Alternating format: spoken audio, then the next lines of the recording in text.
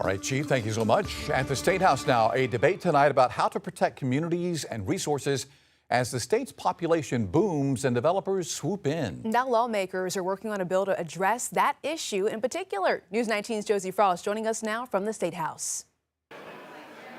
As developments pop up across the state, some local governments want the tools to make sure they aren't overburdening their infrastructure or schools.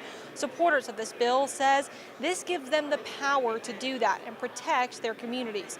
But opponents say if it's not done right, it could stifle growth and drive up housing costs.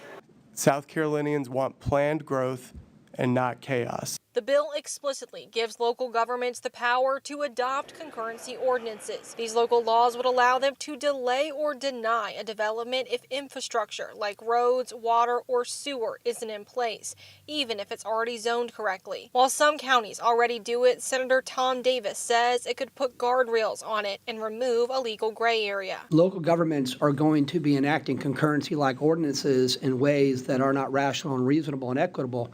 So it's happening in that space, whether it's legal or not, it's happening. But opponents warn that some concurrency laws, especially those that include local schools, are used as a tool to prevent growth. For any new developments in Lexington County, there's a requirement that there has to be enough room in the local school districts. Developers argue these delays will drive up costs. And if the concurrency is anything like I've seen in Lexington County, this isn't the answer. It's going to make it 10 times worse. Florida has its own statewide concurrency policy requiring local governments to make sure public infrastructure is in place before approving new projects. This bill wouldn't create a statewide concurrency law. It would just allow the local governments to take on their own. Supporters say it protects taxpayers from having to pay for the new infrastructure after the fact.